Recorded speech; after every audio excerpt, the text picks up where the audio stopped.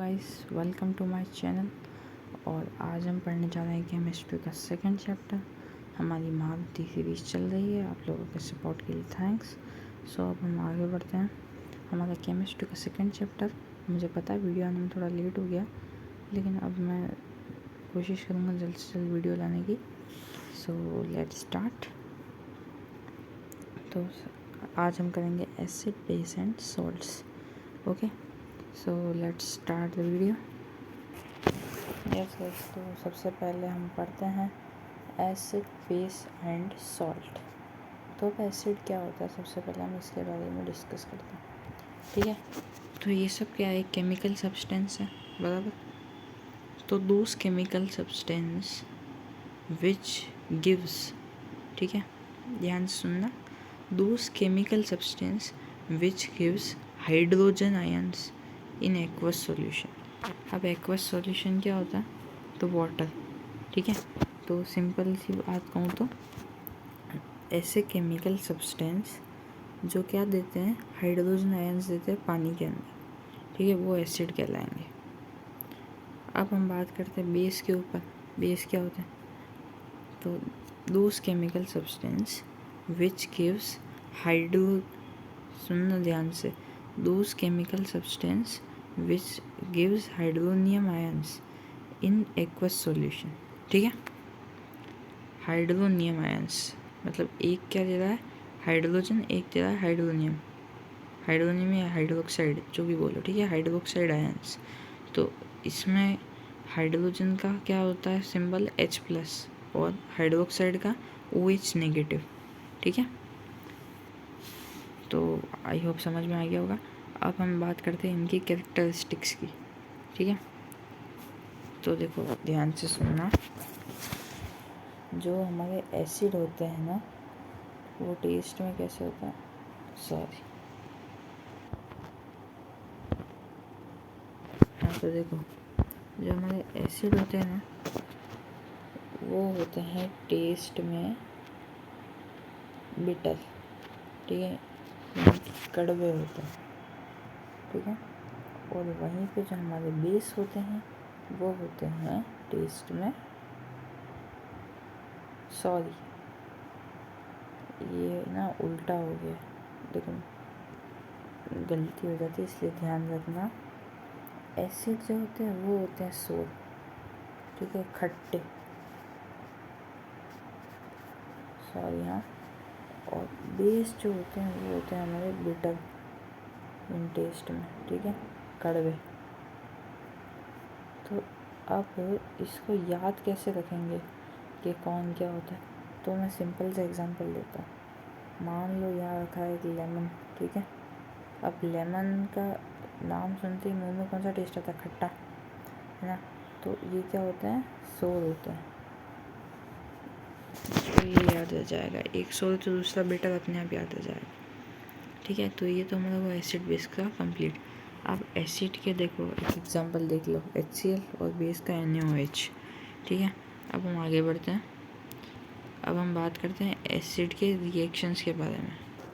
तो ये देखो, सबसे पहले हम बात करते हैं जब मेटल रिएक्ट करता है एसिड के साथ। ठीक है, ये आपको याद हो गया तो मतलब फिर तो चुटकी को खेल जाएगा। एसिड बेस और चैप्टर काफ़ी वेटेज रखता है और बहुत आसान चैप्टर है। ठीक है, तो देखो यहाँ क्या है, 2HCl + 2Zn। ठीक है, तो यहाँ डिस्प्लेसमेंट रिएक्शन भी हुई, ध्यान से देखो तो यहाँ क्या हो गया, 2ZnCl + H2 बराबर।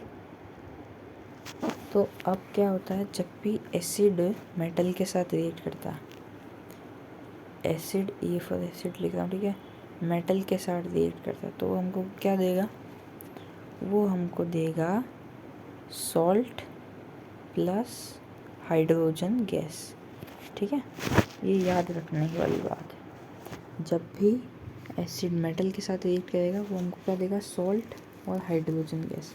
सॉल्ट तो आप रट ही लो, लगभग सब में आपको सॉल्ट देगा ही। ठीक है, फिर इसका example hydrochloric acid plus zinc, तो क्या हो जाएगा, जिंक क्लोराइड सॉल्ट हो गया प्लस हाइड्रोजन गैस। अब अगला, acid react with metal carbonate and metal hydrogen carbonate. ठीक है, अब यहाँ देखो, यहाँ क्या है 2HCl + NO2CO3। अब Na2CO3 किसका फॉर्मूला पता है आप लोगों को? नहीं पता है तो मैं बता देता हूँ। ये हमारा फॉर्मूला है वॉशिंग सोडा का, ठीक है। तो हाइड्रोक्लोरिक एसिड + Na2CO3। तो जब भी मेटल जो भी है, जब भी acid metal carbonate and metal hydrogen carbonate के साथ रिएक्ट करेगा तो हमको क्या देगा? Salt plus water plus carbon dioxide, ठीक है। दोनों में सेम है। तो 2HCl + NO2CO3। तो सबसे पहले देख लो NaCl, ठीक है। तो 2NaCl और फिर क्या देगा? Water plus CO2। तो जब भी ऐसा आए metal carbonate metal hydrogen carbonate का चेंज करना, तो प्रोडक्ट आप बाद में लिखो सॉल्ट, मतलब आप पहले लिख दो H2 और CO2, उसके बाद फिर एलिमिनेट कर दो उतने एटम्स और जो बचे फिर उससे कंपाउंड लिख देना, ठीक है। अब आप शायद बात नहीं समझोगे तो मैं बताता हूँ। देखो, मैंने पहले ही लिख दिया H2 और CO2, ठीक है। तो अब यहाँ 2H है, तो H की संभावना तो ख़त्म होगी आने की। फिर मैंने क्या लिया? O2 लिया, ठीक है। इधर O2 और इधर O, तो तीनों O भी ख़त्म हो गए, ठीक है। C लिया था तो C भी ख़त्म हो गया, ठीक है। तो H2 और CO2 सब ख़त्म हो गया। अब बचा क्या? Na2 बचा और Cl बचा, तो NaCl, और फिर बैलेंस करना तो आप लोगों को आता ही है। अब अगला है मेटल हाइड्रोजन कार्बोनेट, तो HCl + NaHCO3। तो NaHCO3 किसका फॉर्मूला है? ये फॉर्मूला है बेकिंग सोडा का, ठीक है। तो अब जब भी HCl + NaHCO3 रिएक्ट करेंगे तो क्या बनेगा? वाटर प्लस CO2, है ना। तो H2 मैं पहले ही लिख दूँ, CO2 मैं पहले ही लिख दूँ, ठीक है। तो अब इसमें देखो 1H 2H, ठीक है। तो 2H इधर भी 2H इधर, तो H के प्रोडक्ट में आने की संभावना तो हो गई ख़त्म। फिर 3O और C, ठीक है, ये भी हो गए ख़त्म। तो बचा क्या? NaCl, तो वही आएगा NaCl, ओके। सो अब हम आगे बढ़ते हैं। रिएक्शन विथ मेटल ऑक्साइड, ये एक इम्पॉर्टेंट टॉपिक है। तो याद रखना, ये क्वेश्चन बहुत बार पूछा जाता है कि मेटल ऑक्साइड का जो है नेचर कैसा होता है, ठीक है। तो अब ये ध्यान रखना, हमेशा मेटल ऑक्साइड किसके साथ रिएक्ट करेगी? एसिड के साथ, ठीक है। तो मेटल ऑक्साइड एसिड के साथ रिएक्ट करके हमें क्या देती? सॉरी प्लस आएगा यहाँ। मेटल ऑक्साइड प्लस एसिड देगी क्या हमको? हमेशा सॉल्ट, ठीक है, प्लस वाटर, ठीक है, ये हमको वो देगी। तो मेटल ऑक्साइड क्या हो जाएगी? ये हमेशा काम करेगी बेस की तरह, ठीक है। तो मेटल ऑक्साइड का नेचर क्या हो जाएगा? बेसिक, ठीक है। अब अगला, ठीक है, इसका एग्जांपल देख लो, हाइड्रोक्लोरिक एसिड + CO, ठीक है।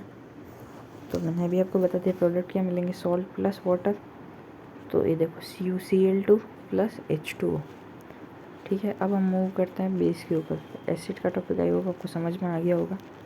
और एसिड के भी वैसे 2 टाइप होते हैं, वो इतने ज़्यादा इम्पोर्टेंट नहीं, पर आप दिमाग में रख लीजिए। ये देखो, एक होता है हमारा मिनरल एसिड,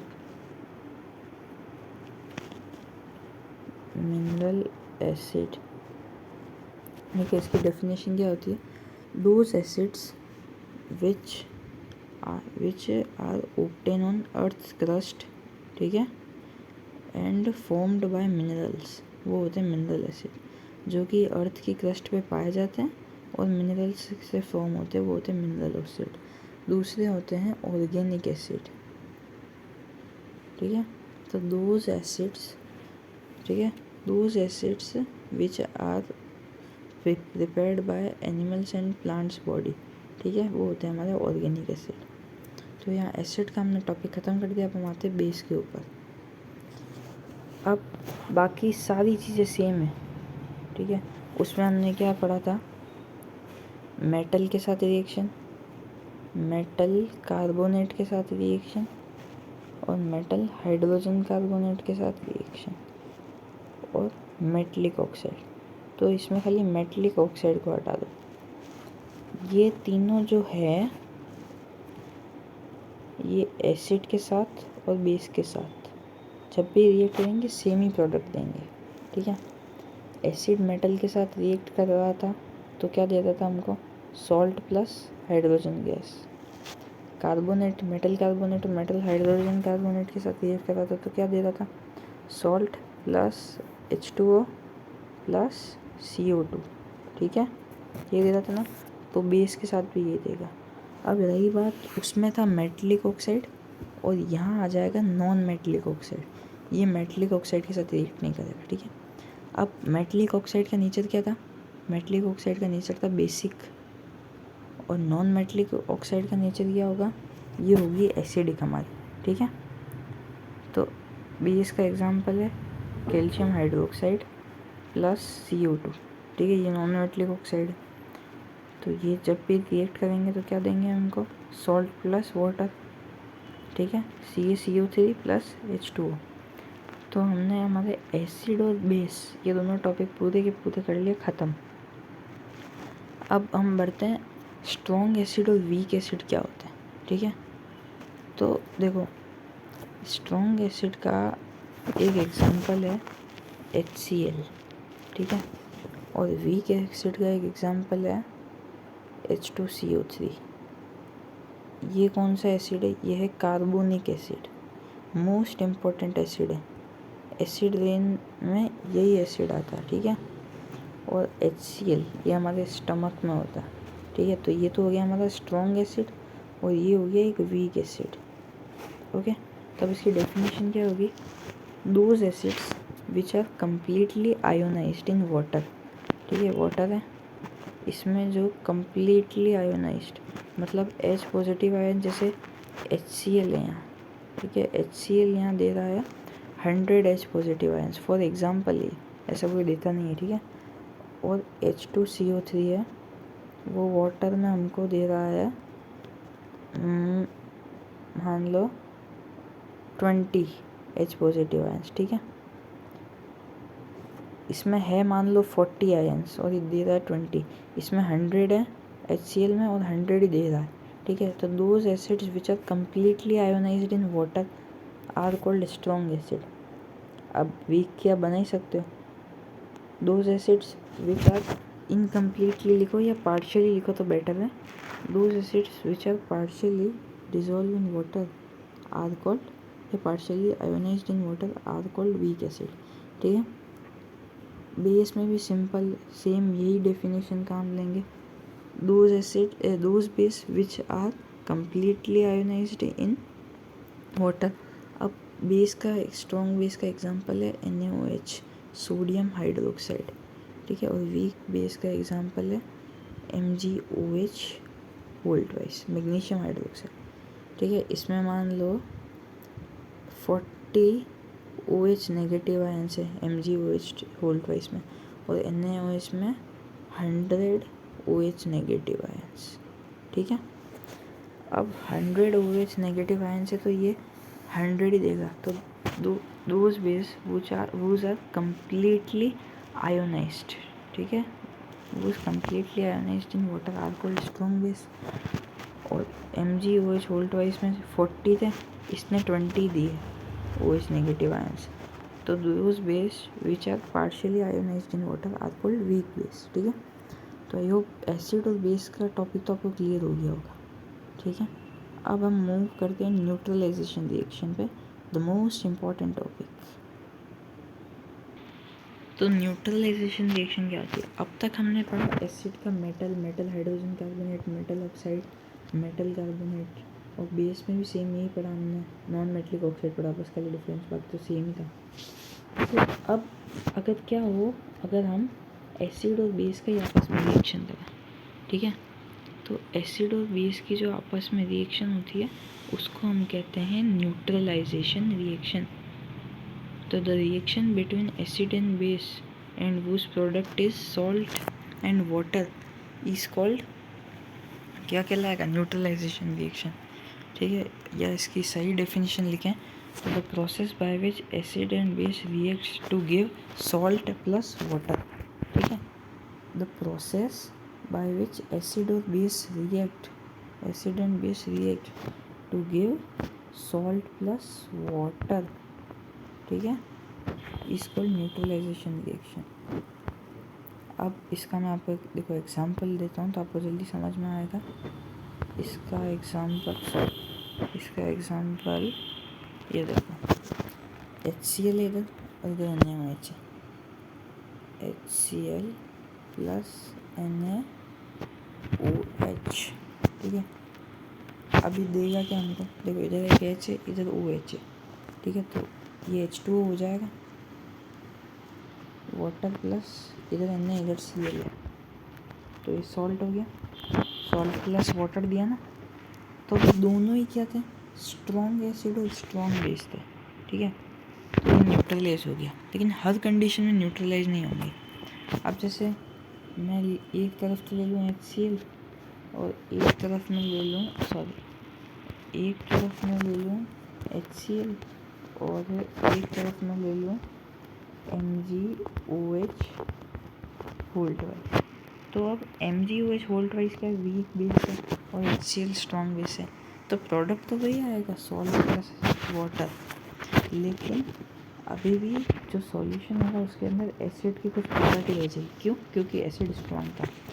और सेम केस जो होगा बेस के साथ भी होगा। मान लो मैंने बेस तो ले लिया NaOH और वीक बेस मैंने ले लिया H2CO3, कार्बोनिक एसिड ले लिया। ठीक है, सोडियम हाइड्रोक्साइड के साथ, तो प्रोडक्ट क्या आएगा, सॉल्ट प्लस वाटर ही आएगा, लेकिन उसके अंदर थोड़ी बेसिक प्रॉपर्टी रह जाएगी। क्यों? क्योंकि बेस स्ट्रॉन्ग था। तो ये हो गया न्यूट्रलाइजेशन रिएक्शन। अब हम फर्दर मूव करते हैं। आई होप आपको समझ में आ रहा होगा, नहीं आ रहा है तो आप पीछे से एक बार वापस देखना, आ जाएगा। इजी चैप्टर है, स्कोरिंग चैप्टर है। तो एसिड बेस और न्यूट्रलाइजेशन रिएक्शन तो हमारी हो गई ख़त्म। अब हम आते हैं एक नए टॉपिक पे जिसका नाम है इंडिकेटर। ठीक है, अब इंडिकेटर होते क्या हैं, तो देखो इंडिकेटर होते हैं दो substance which undergoing change of colour और ऑडियो। ठीक है, ऐसे सब्सटेंस जो इसमें चेंज हो जाते हैं कलर या ऑडियो, जिनका चेंज हो जाता है इन एसिडिक, बेसिक और न्यूट्रल मीडियम। इन कौन से, एसिड, बेस और न्यूट्रल मीडियम में। ठीक है, तो अब इसके हम एग्जांपल देखते हैं और एग्जांपल से पहले हम इसके टाइप्स पढ़ेंगे। तो इसके होते हैं इंडिकेटर आई। ठीक है, समझ लेना, इसके होते हैं 3 टाइप। एक होते हैं ऑल्फैक्टरी इंडिकेटर्स, एक होते हैं सिंथेटिक इंडिकेटर्स और एक होते हैं हमारे नेचुरल इंडिकेटर्स। ठीक है, तो सबसे पहले नेचुरल इंडिकेटर पढ़ते हैं। तो those indicator which are obtain from nature या natural resources are called natural indicator. अब इसके एग्जांपल क्या, टर्मरिक, लिटमस पेपर और red cabbage leaves, germanium plants etcetera. ठीक है, फिर रही बात हमारे सिंथेटिक इंडिकेटर की। ठीक है, तो those indicator which are formed in laboratories और industries are called synthetic indicators. इसका एग्जांपल क्या है, फिनोल्फ्थलीन। ठीक है, अब देखो इसका एक बात याद रखो, इसकी टेबल बनाता हूँ मैं। फिनोल्फ्थलीन और एक होता है मिथाइल ऑरेंज। तो ये P यानी कि फिनोल्फ्थलीन और मिथाइल ऑरेंज।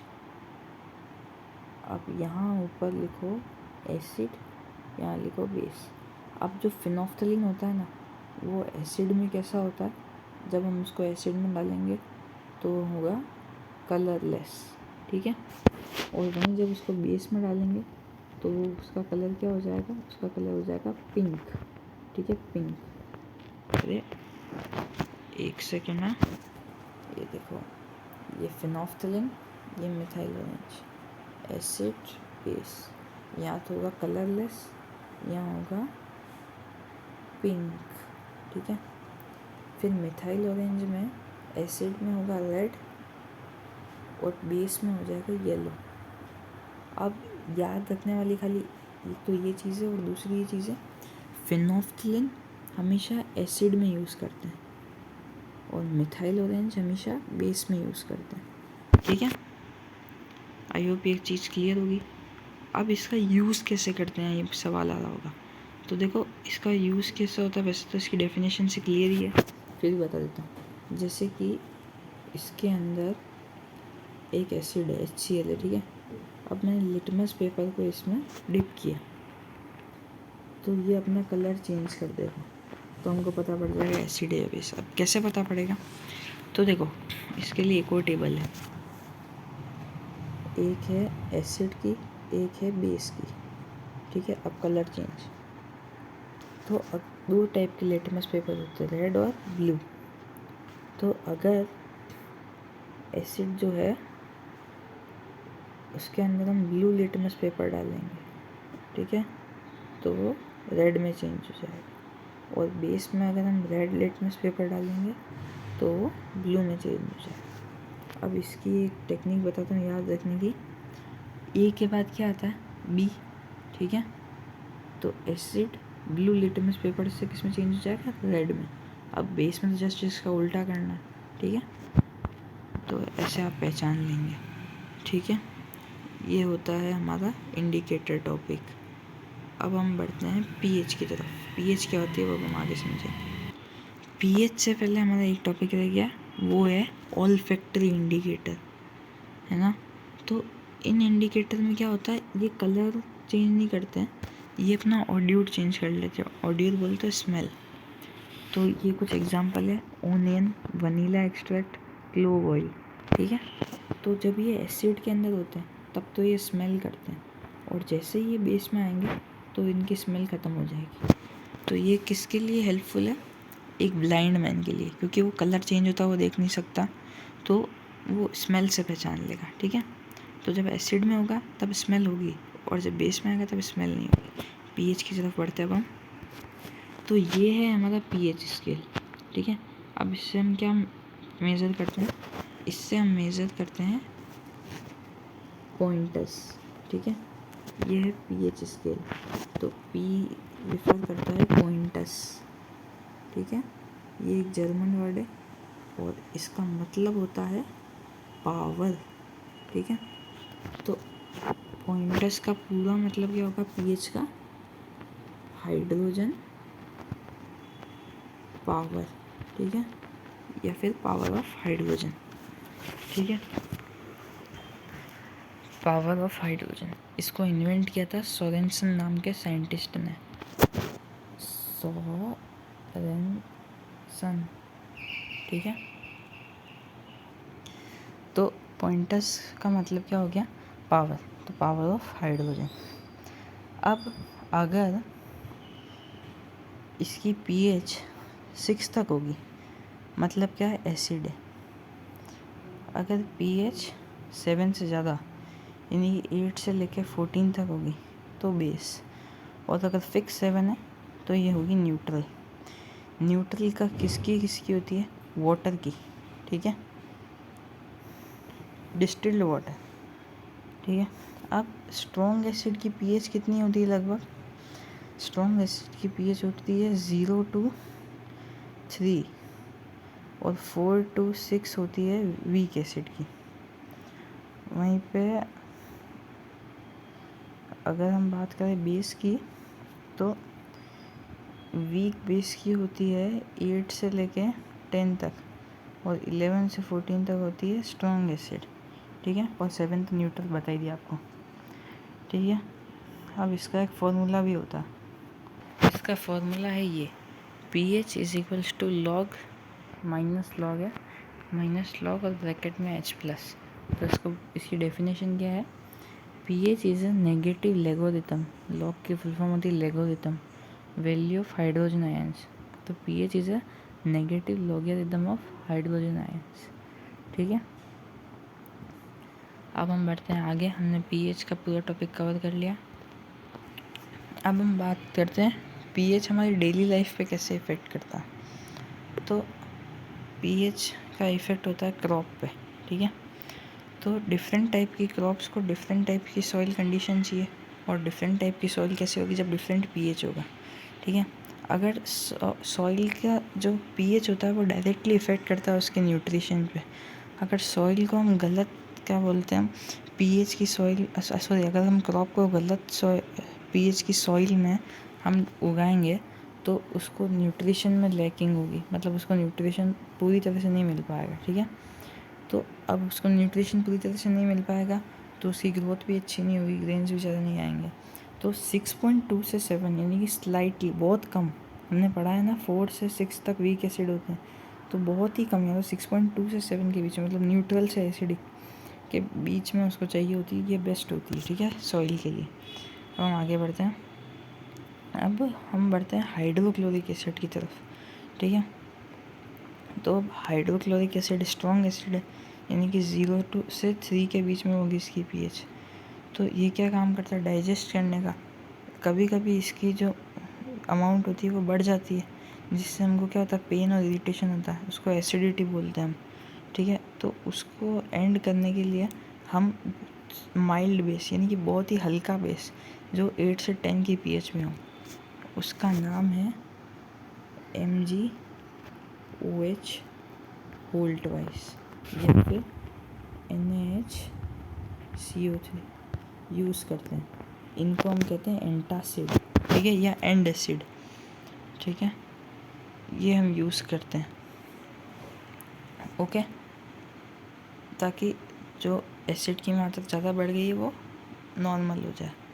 MgOH2 को और क्या कहते हैं, हम कहते हैं मिल्क ऑफ मैग्नीशिया, और NaHCO3 को बेकिंग सोडा। अब हम बढ़ते हैं आगे, ये हमारे टूथ की फ़ोटो है। ठीक है, अब हमारे टूथ पे भी पीएच इफ़ेक्टिव करता है।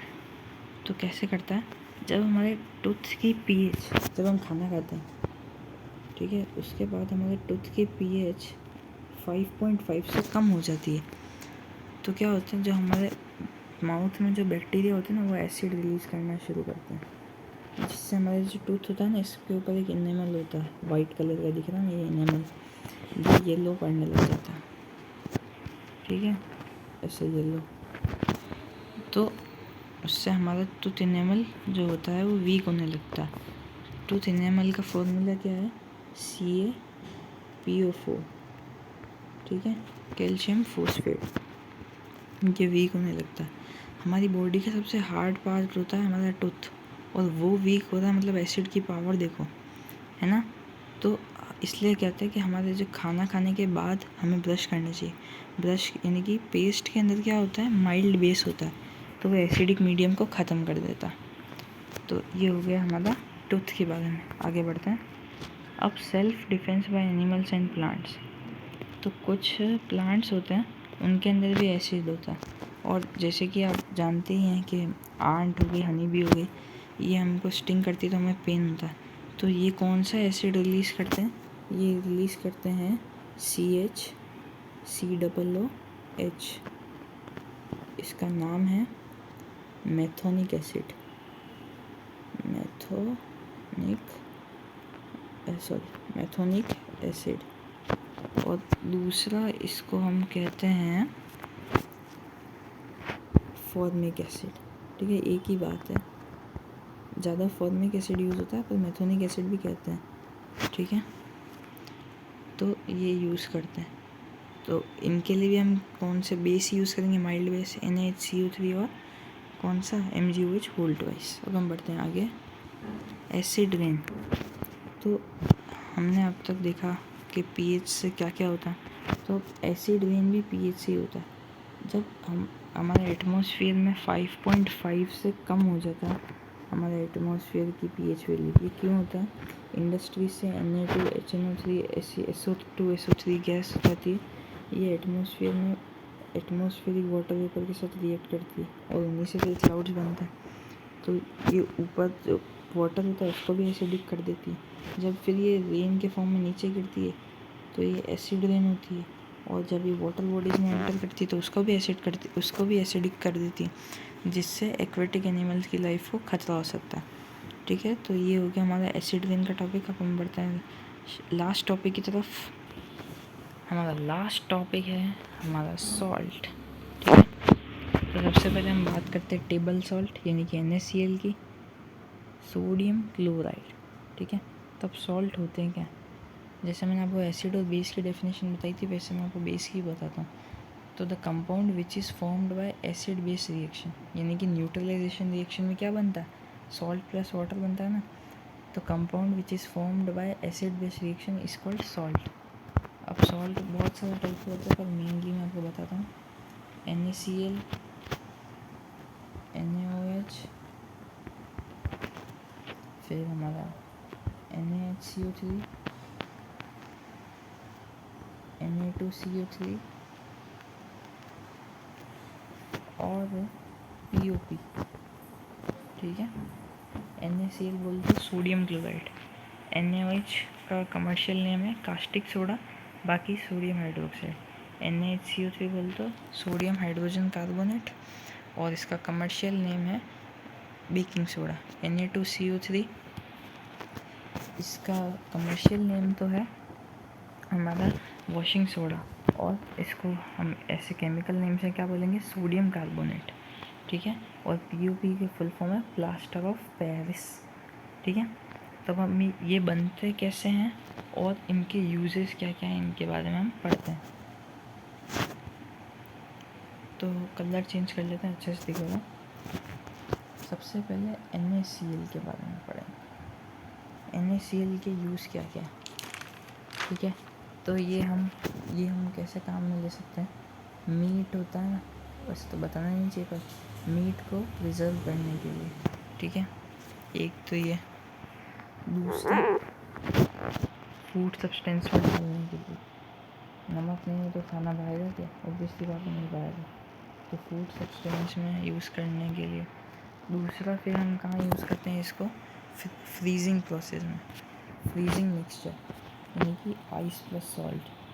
जो कुल्फ़ी वाले होते हैं ना, वो इसको डाल के रखते हैं अपनी आइस के अंदर, जो क्या करता है, आइस और सॉल्ट दोनों ही क्या हीट को एब्जॉर्ब करते हैं। तो सॉल्ट जो है वो हीट को सबसे पहले एब्जॉर्ब कर लेता है, तो आइस उसको एब्जॉर्ब कर ही नहीं पाता, इसकी वजह से आइस पिघलता नहीं है ना। और आइस पिघलेगा नहीं तो कुल्फ़ी जैसे ही उसके अंदर जाएगी वो जम के बाहर आ जाएगी। ठीक है, दूसरी ये प्रिपरेशन ऑफ NaOH हो गया, सोडियम कार्बोनेट हो गया, सोडियम हाइड्रोजन कार्बोनेट, उनमें भी यूज़ आता है। और लास्ट इसका यूज़ है पेपर इंडस्ट्रीज़ में भी ये यूज़ होता है। अब इसकी फॉर्मेशन में तो कुछ खास है नहीं, ये डायरेक्ट समुद्र से निकलता है, सी से। तो अब हम बढ़ते हैं आगे, NaOH। ठीक है, NaOH।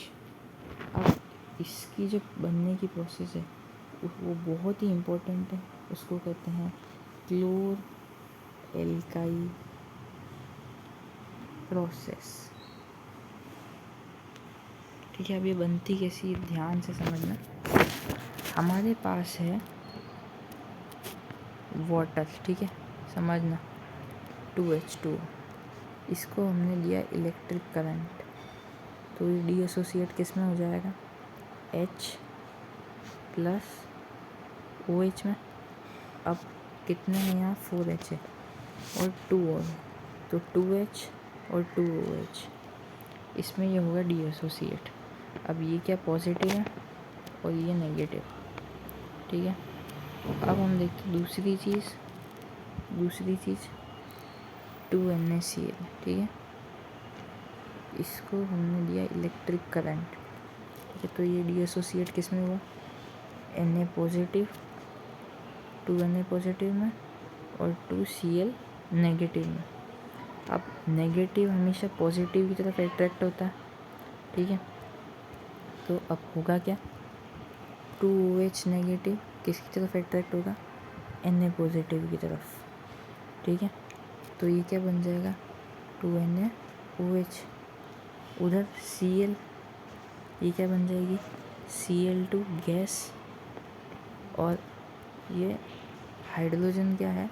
हाइड्रोजन बन जाएगी हमारी हाइड्रोजन गैस। ठीक है, अब इसके यूज़ क्या क्या है? तो NaOH कहाँ यूज़? लेबोरेटरी रिएजेंट, ये पॉइंट आप सारे सॉल्ट में लिख सकते हो अगर आपको कुछ याद नहीं है। 3 पॉइंट आपको सबके याद होने चाहिए, इनफ है।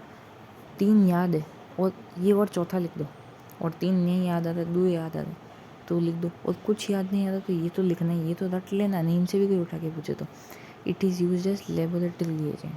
बाकी पेपर और ग्लास इंडस्ट्री में इसका यूज़ करते हैं, और सोप और डिटर्जेंट में इसका यूज़ करते हैं। ठीक है, क्लियर है। अब हम बढ़ते हैं NaHCO3। इसके तो 4 यूजेस है, चारों बहुत इजी है, याद हो जाएंगे। नंबर 1, फायर एक्सटिंग्विशर, आग बुझाने के काम आता है। दूसरा, एंटासिड, ये पढ़ लिया हमने, बहुत बार पढ़ा अभी पीछे। ठीक है। तीसरा इसका यूज़ क्या है, NaHCO3 का तीसरा इसका यूज़ ये है, मेकिंग ऑफ बेकिंग पाउडर। ठीक है, बेकिंग पाउडर। और लास्ट चौथा क्या है, चौथा है हमारा, और ये फाइनल, मेकिंग टेस्टी पकौड़ास। ठीक है, ये याद नहीं भी करोगे तो भी चलेगा, और कर लो तो अच्छा, ये लिख सकते हो, मैं मजाक नहीं कर रहा हूँ, इसको लिख सकते हो आप पॉइंट। ठीक है, अब इसकी फॉर्मेशन देखते हैं हम, ये बनता कैसे। देखो, NaCl plus H2O plus CO2 और प्लस NH3, इन सब का, ठीक है, ये सब है। अब ये चेंज किस में होगा, NH4Cl प्लस, इसमें चेंज होगा NaHCO3। ठीक है, और यही NaHCO3 को अगर हम हीट करेंगे तो ये किस में चेंज हो जाएगा, Na2CO3, वॉशिंग सोडा। ठीक है, इसके बनने की भी यही प्रोसेस है, एक साथ ही समझ लो। ठीक है, Na2CO3 plus CO2 plus H2O। ठीक है, अब हम इसके यूजेस तो मैंने आपको बता दी, Na2CO3 की भी मैंने आपको फॉर्मेशन बता दी। Na2CO3 को वैसे हम ऐसे लिखते हैं, Na2CO3 dot 10 H2O, 10 water molecules. ठीक है, इसको हम कहते हैं क्रिस्टलाइन वाटर। अब हम बढ़ते हैं आगे इसके यूजेस की तरफ। तो इसके यूजेस भी बहुत सिंपल हैं। इसके यूजेस क्या हैं, ये है डोमेस्टिक क्लीनिंग एजेंट। ठीक है, क्लीनिंग एजेंट। फिर डोमेस्टिक वर्क में यूज़ होता है, वाटर की हार्डनेस को इससे हम रिमूव कर सकते हैं, परमानेंट हार्डनेस को। ग्लास और सोप इंडस्ट्रीज़ में यूज़ होता है, और लॉन्ड्रीज में यूज़ होता है। ठीक है, अब हम चलते हैं हमारे 5वें सॉल्ट, ब्लीचिंग पाउडर की तरफ, जिसका फॉर्मूला होता है CaOCl2। अब ये बनता कैसे, CaOH होल ट्वाइस, ये फर्स्ट चैप्टर में बहुत पढ़ा था। इसका नाम क्या है कमेंट करना। ठीक है, प्लस Cl2। अब इससे क्या बनेगा, CaOCl2 प्लस H2O। ठीक है, ये बनेगा इससे। तो ये इसके बनने की प्रोसेस। और अगर इसी CaOCl2 प्लस H2SO4 कर दूँ मैं, तो क्या बन जाएगा ये, CaSO4 plus CaCl2 plus 2HCO3। अब आगे क्या, HClO3 बना ना, इससे क्या बन जाएगा, hydrochloric acid plus nascent oxygen, atomic energy 3 nascent oxygen.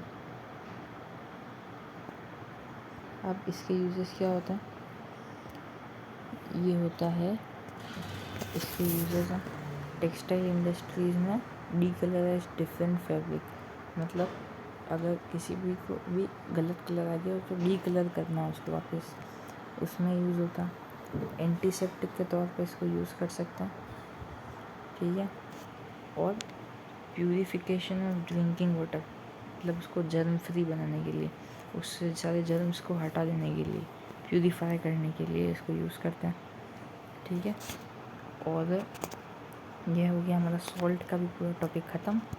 Last and final topic, वैसे तो ये टॉपिक ही नहीं है पर फिर भी समझ लो, क्रिस्टलाइन वाटर की डेफिनेशन। तो देखो, नंबर ऑफ, ठीक है, ध्यान से सुनना, फिक्स्ड नंबर, ठीक है। तो the fixed number of water molecule present in one formula unit of salt, ठीक है। मतलब ये क्रिस्टल है जैसे, तो फिक्स्ड मॉलिक्यूल जैसे 10 ही प्रेजेंट है इसमें, कितने हुए, 3 3 6 2 8, ठीक है। तो fixed number of water molecule present in one formula unit, इसको याद ही करना पड़ेगा, ठीक है। One formula unit of salt is called water of crystallisation. अब आपको इसके एग्जाम्पल, तो इसके एग्जाम्पल मैं आपको देता हूँ अभी। इसके एग्जाम्पल एक तो मैंने आपको बताया था, Na2CO3 डॉट कितना 10H2O मॉलिक्यूल्स, ठीक है। दूसरा हो गया हमारा example MgCl2 dot 2H2O CuSO4 dot H2O।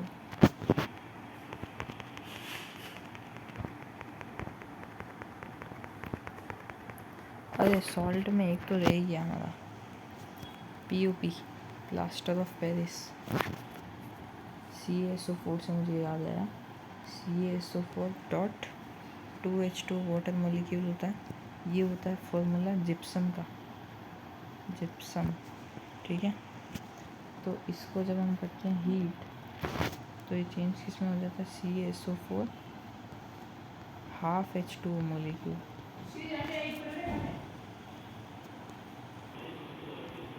ये इसका formula CaSO4 dot half H2O molecule और 1/2H2O मॉलिक्यूल। तो इसीलिए प्लास्टर ऑफ पेरिस को वाटर से दूर रखते हैं, वरना फिर से जिप्सम में चेंज हो जाएगा। इसके यूजेस क्या होते हैं, प्लास्टर करने में, जो हम घर में करते हैं ना, डॉक्टर जो हमें प्लास्टर बांधता है उसमें भी इसका यूज़ होता है, डेकोरेटिव टॉयज़ बनाने में और कंस्ट्रक्शन के काम में, और ये फायर एक्सटिंग्विशर की तरह भी यूज़ होता है। तो ये हमारा पूरा acid base and salt complete हो चुका chapter. So thanks for watching. और इसको मैं 2 पार्ट में बनाऊँगा क्योंकि इसके क्वेश्चन आंसर भी बहुत ज़्यादा है, तो इसके क्वेश्चन आंसर मैं उसी में कंप्लीट करूँगा। और आप लोगों के लिए एक और सरप्राइज़ है, अगर इस वीडियो पे 20 लाइक्स आ जाते हैं तो मैं आपके लिए पूरी केमिस्ट्री ख़त्म, यानी कि इसके बाद एक और है, हाफ ईयरली के हिसाब से तो 3 चैप्टर ही है ना, तो मेटल्स एंड नॉन मेटल्स ख़त्म होने के बाद मैं आपके लिए एक मोस्ट एक्सपेक्टेड क्वेश्चंस वाली वीडियो भी ले आऊँगा। तो 20 लाइक्स का एम रखता हूँ, please support. So thanks for watching.